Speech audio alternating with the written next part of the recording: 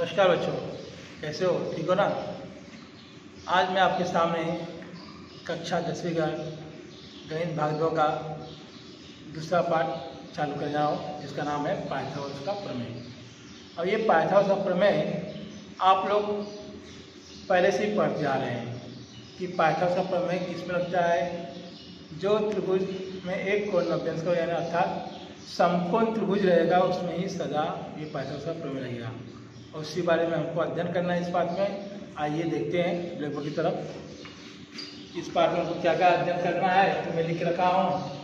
इस पाठ में हमको पहला पॉइंट है पाइथागोरस का त्रिक, इसके बारे में जानना है। और दूसरा पॉइंट है समकोण त्रिभुजों की समरूपता। और तीसरा है ज्यामिति माध्य का प्रमेय। चौथा है पाइथागोरस का प्रमेय अध्ययन करना है। और पांचवा है आपका पाइथागोरस प्रमेय का उपयोजन। और लास्ट पॉइंट है आपका अपोलिनियस का प्रमेय।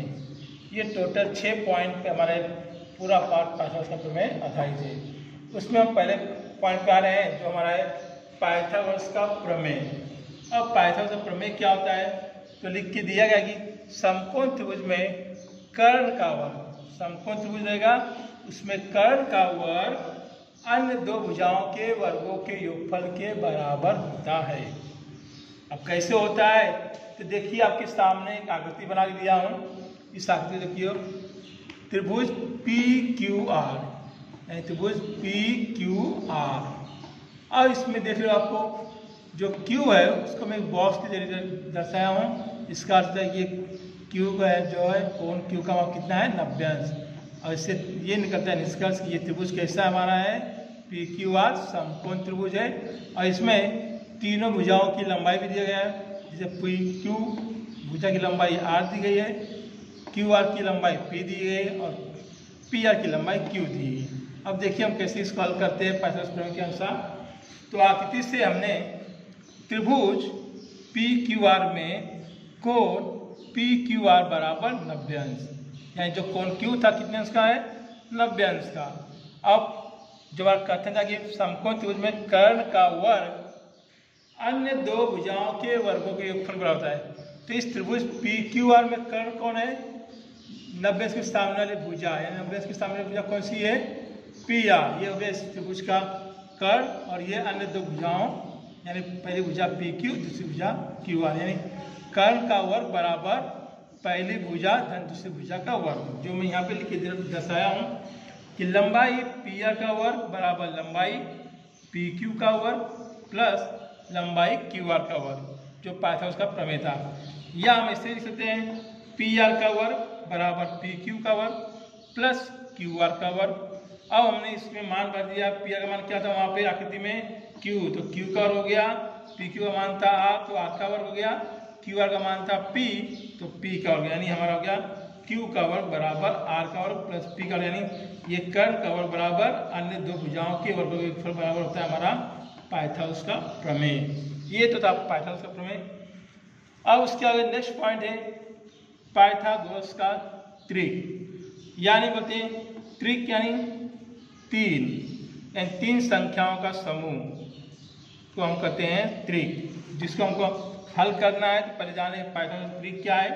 यहाँ देखिए लिखा गया है प्राकृतिक संख्याओं के त्रिक में, यही संख्या कैसी होगी आपकी प्राकृतिक संख्याओं के त्रिक में यदि बड़ी संख्या का वर्ग अन्य दो संख्याओं के वर्गों के योगफल के बराबर हो तो उन्हें पाइथागोरस का त्रिक कहते हैं। यानी जो तीन संख्या समूह होगा उसमें जो सबसे बड़ी संख्या होगी उसके वर्ग के बराबर अन्य दो संख्या के वर्गों का योगफल होगा, तब हम उससे कहते हैं वो संख्या कैसी है पाइथागोरस का त्रिक वाली संख्या है। और उस पर मैं एक सवाल दिया हूँ आपको, देखिए 11, 60 और 61, ये तीन संख्या है आपका 11, 60, 61। अब इसको हमको हल करना और पहचानना कि ये पाइथागोरस का त्रिक है या नहीं इसमें। तो हमने तीन संख्या को नाम दे देते हैं। जैसे नाम दे दिया यहाँ A बराबर 11 पहली संख्या, और दूसरी संख्या B बराबर 60 और तीसरी संख्या है C बराबर 61। इसको हमने मान लिया है तीनों संख्या को और दे दिया अक्षर ABC। अब ये तीनों संख्या में सबसे बड़ी संख्या कौन सी है? C। तो C का वर्ग हम निकाल लेंगे। तो आइए यहाँ देखते हैं। अब C का वर्ग कर दिया सबसे बड़ी संख्या, यानी कौन सी संख्या उसमें है? 61। अब 61 का वर्ग कर दिया। अब 61 का वर्ग निकालना है तो आपको ये बड़ी संख्या है नहीं मालूम है, तो इसको हम देख लेंगे यहाँ पे 61 में 61 का गुना करके कितना आता है। तो 1 का गुना 1 में किए 1 छक्का 6, फिर एक संख्या कम हो गई तो 6 कम 6 6 36। ये हो गया आपका 1 का 1 6 6 12 हो गया, जोड़ देंगे और 6 81 बचा, 6 में 1 जोड़े तो 7 हो गया 3721। ये हो गया 3721। इसको दे दिया हमने कथन नंबर A। अब जो अन्य दो संख्या बची हुई है A और B, तो A वाली संख्या लिए उसका भी वर्ग कर दें हम लोग। A का वर्ग कितना है? 11 संख्या है, तो 11 का वर्ग होता है 121, जो आपको याद है। इसको दे दिए कथन नंबर 2। और दूसरी संख्या है बची है B, तो B का वर्ग कर दिए तो संख्या क्या है? 60। तो 60 का वर्ग होगा आपका 3600। इसको दीजिए कथन नंबर 3। अब ये आपको मिल गया कथन 1, 2 और कथन 3 मिल गया है। अब आपको देखिए सबसे बड़ी संख्या कौन सी आपकी है? 3721। अब पाइथन इसको ट्रिक पहचानना है, तो इसमें हमने पहली बार की जो सबसे संख्या का वर्ग होगा उस बची हुई जो दो संख्या के वर्गों के फल बराबर होगा। तो चेक करेंगे हम लोग A² प्लस B², ये दो संख्या को जोड़ के देख लेंगे। A² 121 प्लस 3600 कहाँ से आया? यहाँ लिख देंगे कथन 1 तथा 2 तथा 3 से, क्योंकि इसमें दो कथन 2 को 121 मानता, कथन 3 का 3600।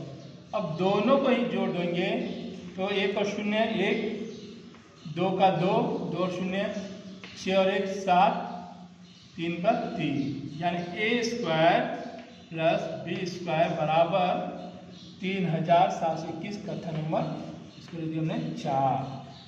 अब कथन 1 और 4 को देखिए, एक आपका ये है, 4 ये। अब दोनों का ही बाएं पक्ष समान है, तो यहाँ लिख सकते हैं हम लोग C² बराबर A² प्लस B², किसके से लो? कथन 1 तथा 4 की वजह से हो गया। अब इसके से हो गया तो मतलब जो हमारा पाइथन संख्या की सबसे बड़ी संख्या का वर्ग अन्य दो संख्याओं के वर्गों के फल के बराबर होता है, इसलिए संख्या 11, 60, 61 यह कैसा है संख्या? लो पाइथागोरस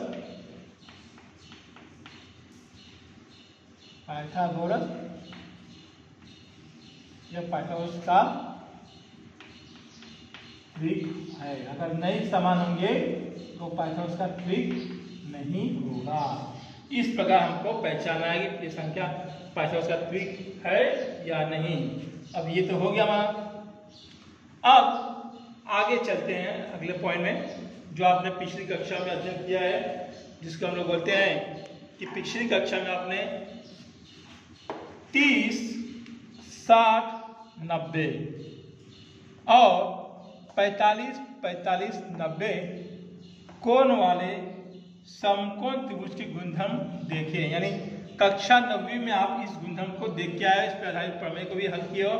उसी गुणधर्म पर आधारित हमको प्रश्नों को हल करना है। अब क्या गुणधर्म है, पहले गुणधर्म जान लीजिए। तो पहला गुणधर्म है आपका 30, 60, 90 माप वाले त्रिभुज का गुणधर्म। इसकी खासियत क्या है? देखिए मैं कथन लिखा हूं, यदि किसी समकोण त्रिभुज, यानी कह रहा है कि यदि कोई एक समकोण त्रिभुज हो, उसके न्यून कोण, यानी न्यून कोण 2 होंगे, न्यून कोण 30 अंश तथा 7 अंश हो, तो 30 अंश माप वाले कोण की समभुजा की लंबाई कर्ण की लंबाई के आधी होती है। यानी जो 30 अंश के सामने जो भुजा होगी वो हमेशा कर्ण की क्या होगी, लंबाई की आधी होगी, तथा 60 अंश माप वाले कोण की समभुजा की लंबाई, यानी जो 60 अंश का कोण होगा उसके सामने जो भुजा होगी उसकी लंबाई कर्ण की लंबाई का कर्णी में 3/2 गुना होती है। ये 2 चीजें आपको ध्यान रखना है। पहली चीज है कि 30 अंश माप वाले कोण की समभुजा कर्ण की लंबाई की आधी होती है, और 60 अंश माप वाले कोण की समभुजा की लंबाई कर्ण की लंबाई का कर्णी में 3/2 गुना होती है। इसी गुणधर्म का प्रयोग करके हमको प्रश्न हल करना है। देखिए प्रश्न आपके सामने दिया हूं, देखिए लिखा है त्रिभुज LMN में कोण L बराबर 30 अंश, तो कोण N बराबर 60 अंश, कोण M बराबर 90 अंश। यदि LN बराबर 6 सेंटीमीटर हो तो MN तथा LM का मान ज्ञात कीजिए। तो देखिए आपके सामने मैं आकृति बना रखा हूं, त्रिभुज LMN, ये M जो छोटा बॉक्स दिख रहा है इसका अर्थ है ये M कितने अंश का कोण है, 90 अंश का, और L 30 अंश का और N 60 अंश का।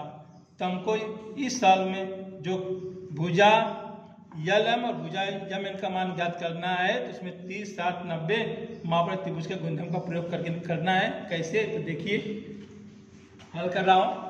पहला पॉइंट है कि 30 अंश माप वाले कोण की समभुजा, बराबर। इसका निकालना है 30 अंश के सामने देखिए कौन सी भुजा है, 30 अंश के सामने आपकी है भुजा MN, तो हमको MN का मान निकालना है MN। अब हमने गुणधर्म का अध्ययन किया था 30, 60, 90 माप वाले त्रिभुज में कि 30 अंश के माप वाले कोण की अगर समभुजा निकालनी है तो हमेशा वो कर्ण की आधी होती है। ये हो गया आधा। कर्ण क्या इसमें है, देखिए इस त्रिभुज LMN में कर्ण आपका LN है, तो यहां लिख देंगे LN। परंतु LN हमको दिया गया है कितना जी, सवाल में देखिए जब LN दिया था हमको 6 सेंटीमीटर, तो वहां पे मान लिख देंगे LN बराबर 6 सेंटीमीटर, तो यहाँ लिख दिए 6 सेंटीमीटर, ऐसी मान को रख देंगे ऊपर। तो MN बराबर 1/2, LN कितना है 6, 2 1 कम 2, 2 3 6, यानी MN का मान कितना मिल गया आपको 3 सेंटीमीटर, यानी ये आपका मिल गया। अब दूसरा निकालना है हमको, ये 60 अंश के सम्मुख भुजा। अब 60 अंश का भुजा कौन है, LM, त्रिभुज वही है अपना समकोण त्रिभुज चल रहा है LM में, तो 60 अंश के सम्मुख भुजा LM है। ये किसकी, इसकी लंबाई कितनी होगी, जो कर्ण होगा उसका कर्णी में 3/2 गुना होगा, तो यहां लिख देंगे सेकेंड पॉइंट यार 60 अंश माप वाले, रुक जाएंगे पॉज कर दो, 60 अंश माप वाले कोण की सम्मुख भुजा, इसका मान ज्ञात करना है कौन से गुणधर्म के अनुसार, तो 30, 60, 90 माप वाले त्रिभुज के गुणधर्म के अनुसार। तो यहां लिखेंगे 60 अंश सामने भुजा थी आपकी एल एम। देख लो यहाँ पे 60 अंश पे कोण, इसके सामने भुजा कौन सी एल एम। अब इसका मान ज्ञात करना है तो ये कर्ण का क्या होती है, करनी में 3/2 गुना, यानी कर्ण हो गया आपका एल एम और कितना गुना, तो करनी में 3/2 गुना होता है माप। यहाँ निकालेंगे हम लोग, लिखेंगे करनी में 3/2 यल एन। अब यल एन का माप तो आपको पता ही दिया है 6 सेंटीमीटर, तो करनी में 3/2 ये 6, 2 कम 2, 2 तिहाई 6 है 3, करनी में 3, ये हो गया आपका यल एम का माप। 3 करनी में 3। इस प्रकार हम लोग उत्तर लिख सकते हैं कि यम एन बराबर 3 सेंटीमीटर और यल एम बराबर 3 करनी में 3 सेंटीमीटर। और कौन से गुणों का प्रयोग किया है, तो हमने प्रयोग किया है 30, 60, 90। तो यहाँ लिख दे रहा हूँ कौन सा गुना, तो 30, 60, 90 अंश माप वाले त्रिभुज के गुणधर्म से, ये गुणधर्म का प्रयोग करके हमने 30 अंश के सामने भुजा का माप निकाल लिया जो यम एन था, और 60 अंश के जो सामने भुजा थी एल एम, इसका मान ज्ञात कर दिया। यानी एम एन बराबर 3 सेंटीमीटर, एल एम बराबर 3 करने में 3 सेंटीमीटर।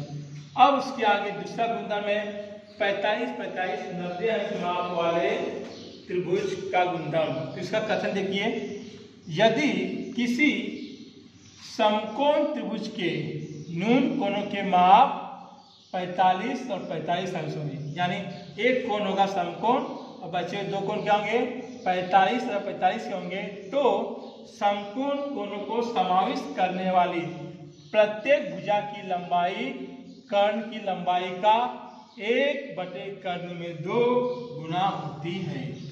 ये है हमारा 45, 90 माप वाले त्रिभुज का गुणधर्म।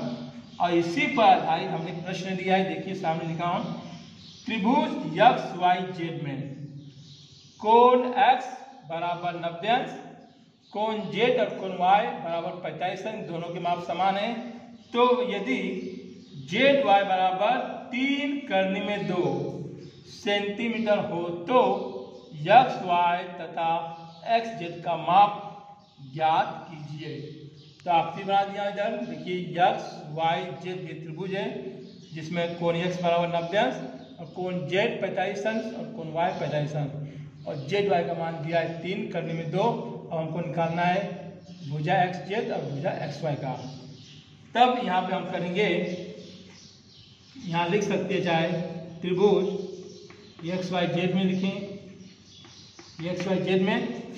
अब कौन सा गुणधर्म लगा रहे हैं हम लोग, 45, 45, 90 माप वाले त्रिभुज का गुणधर्म से। तो क्या हो जाएगा हमको, यक्स जेड का निकालना, यक्स वाई का, ये दोनों ही देख रहे हो दोनों कोण समान है, सब समूह भुजा भी समान होगी, यानी यक्स जेड बराबर यक्स वाई बराबर, यहाँ लिख सकते हैं हम लोग भुजा यक्स जेड बराबर यक्स वाई। अब दोनों ही है तो ये दोनों भुजा किसकी होती है, कर्ण की, 1/2 गुना होती है। कर्ण क्या आपका जेड वाई, तो हो जाएगा 1 करने में 2, कर्ण हो गया आपका जेड वाई, इतना गुना होती है। अब परंतु हमको जेड वाई का मान दिया गया है कितना, 3 करने में 2, ये मान हमको दिया गया है। और इसी मान को रख देंगे, यक्स जेड बराबर यक्स वाई बराबर 1/2 करने में 2, 3 करने में 2, करने दो कट गया, आ गया 3 सेंटीमीटर। किसका मान? एक्स जेड और एक्स वाई का। तो लास्ट में उत्तर लिख सकते हैं। एक्स जेड बराबर कितना? 3 सेंटीमीटर और एक्स वाई बराबर भी 3 सेंटीमीटर। इस प्रकार हम लोग एक्स वाई और एक्स जेड का मान ज्ञात किए। तो मैंने आपको इस वीडियो में जो पाइथागोरस का प्रमेय था दूसरा पार्ट, उसमें आपको पाइथागोरस प्रमेय की संक्षिप्त जानकारी दिया जो लोग पिछली कक्षा में सीख के आए थे। उसके आगे पाइथागोरस का त्रिक का नियम समझाया और उसके त्रिक पे एक सवाल लिए और सवाल के हल करके दिखाए। और उसके आगे दूसरा पॉइंट था 30, 60, 90 महावर्त त्रिभुज के गुणधर्म। उस गुणधर्म को हमने पढ़ के उसके आधारित प्रश्न को हल करके दिखाया। और उसके अंतिम में था 45, 45, 90 महावर्त त्रिभुज का गुणधर्म। उसके कथन को पढ़ के हमने उस पर आधारित प्रश्नों को हल किया। और इसी संबंधित प्रश्न आपके प्रश्न संग्रह 201 में प्रश्न होंगे जिसे आप हल करके हमको दिखाएंगे। तब तक अगले वीडियो में आपसे मिलूंगा। तब तक के लिए आपसे विदा लेता हूँ। जय हिंद, जय भारत।